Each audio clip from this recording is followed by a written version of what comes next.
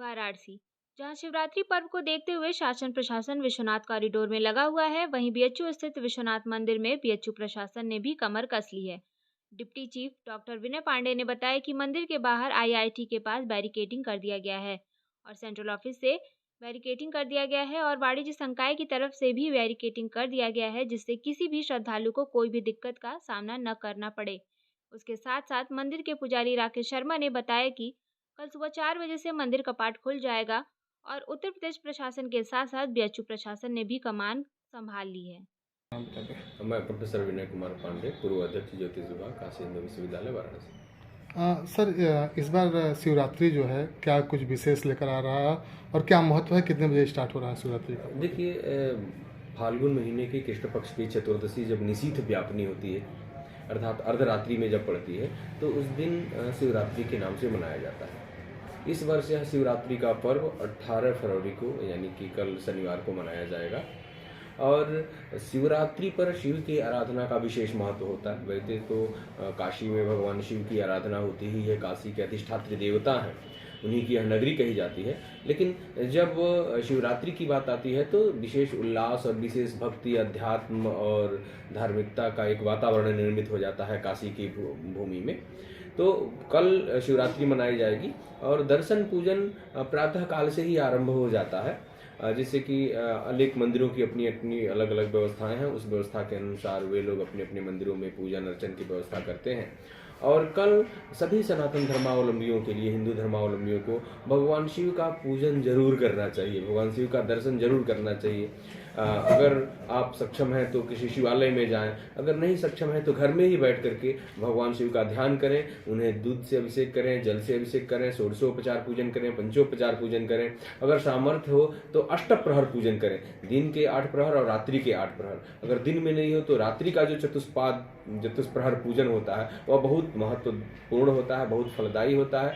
तो अपने सामर्थ्य के अनुसार भगवान शिव की आराधना करनी चाहिए। और भगवान शिव एक ऐसे देवता हैं कि भक्ति और भाव होना चाहिए, उनमें वस्तु सामग्री की कोई आवश्यकता नहीं होती है। केवल गंगा जल लेकर के और गंगा जल अर्पित करके भी हम सभी पुण्य को प्राप्त कर सकते हैं, जीवन को सुख समृद्ध और आरोग्यतापूर्ण बना सकते हैं। वैसे शिव जी को क्या क्या चीज़ें अर्पित करना चाहिए? देखिए, हमारे यहाँ भगवान शिव के पूजन की अनेक विधियां बताई गई हैं। किसी भी भगवान के पूजन की विधियां जो हैं वो राजोपचार, षोडशोपचार, पंचोपचार, मानसोपचार।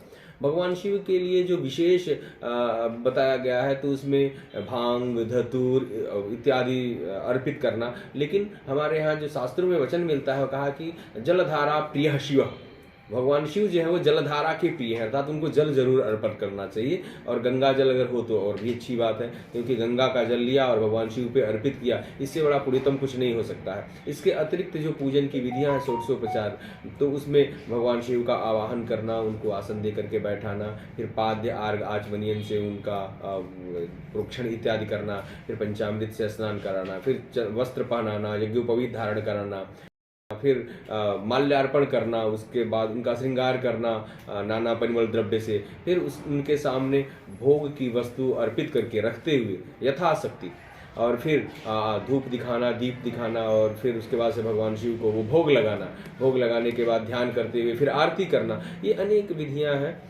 यथा सामर्थ्य अपनी विधियों का अनुपालन करना चाहिए। कुछ न हो तो 1 लोटा जल तो जरूर ही भगवान शिव पे चढ़ाना चाहिए, बिल्वपत्र चढ़ाना चाहिए। तो खास करके बिल्वपत्र और जल का विशेष महत्व है। सर, ऐसा भी माना जाता है कि अगर जो ये सब भी नहीं कर पाते तो उनके जो शिव मंदिर है वहाँ पे जो ऊपर सबसे शिखर होता है उसका भी अगर दर्शन कर लिया जाए तो पूर्ण माना जाता है। निश्चित निश्चित, हमारे यहाँ तो बताया गया है कि शिखर दर्शन का भी उतना ही फल होता है, भक्ति भाव और पवित्र मन से करना चाहिए।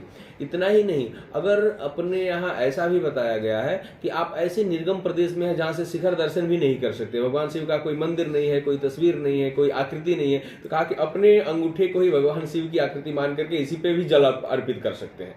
आपकी भावना होनी चाहिए, भावना के अनुसार भगवान शिव का पूजन करना चाहिए। नहीं तो आप किसी तीर्थ क्षेत्र में तालाब हो, पोखरी हो, वहाँ पर एक उनके आकार का एक शिवलिंग बनाइए और वहाँ पे उसी जलाशय से जल उठा करके उन पे चढ़ाइए, तो उतना ही पुण्य आपको मिलता है। तो शिखर दर्शन, झांकी दर्शन, प्रतीकात्मक दर्शन, इसीलिए हम लोग ये कहते हैं कि शिवरात्रि के दिन, किसी विशेष पर्व के दिन सभी सनातन धर्मावलंबियों की इच्छा होती है कि हम जाएं, भगवान शिव का पूजन करें, अर्चन करें। तो भगवान शिव का इस दिन पूजन नहीं होता, उस दिन दर्शन का फल है, और दर्शन एक क्षण में जो होगा वो 10 घंटे बैठने से भी होगा। तो सिर्फ दर्शन मात्र के लिए वहां जाएं, पूजन बैठ करके आराम से अपने घरों में करें, जिससे सबको सहूलियत होगी और आप भी सुख, शांति, समृद्धि और पवित्र मन के साथ भगवान शिव का पूजन अर्पण कर पाएंगे।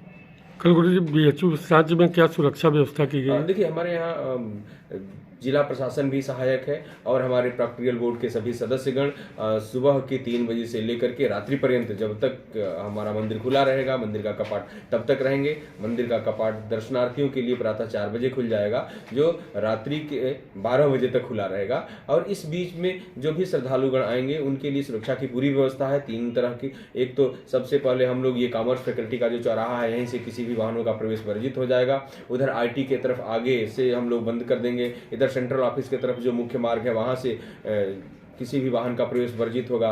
वहां पर जाने के बाद स्त्री और पुरुषों के लिए अलग अलग पंक्तियां बनाई गई हैं, लाइन बनाई गई है और बैरिकेटिंग पूरा किया गया है, जिससे कि इधर उधर से कोई उसमें प्रवेश न कर पाए और बड़े शांति और अच्छे व्यवस्था के साथ जाकर के वो भगवान शिव का दर्शन करें। हमारे यहाँ तो अर्घ्य से पूरा वो कटघरा भी हटा दिया जाता है। सब लोग जाकर के, अंदर भी हमारे गार्ड और हमारे पुजारी गण, हमारे मंदिर के कर्मचारी गण तैनात रहते हैं, जो उनको सुगमतापूर्वक दर्शन करा करके और फिर बाहर निकालने का भी कार्य करते रहते हैं। तो जो दर्शनार्थी आ रहे हैं उनके लिए क्या कल अपील करना चाहेंगे आज?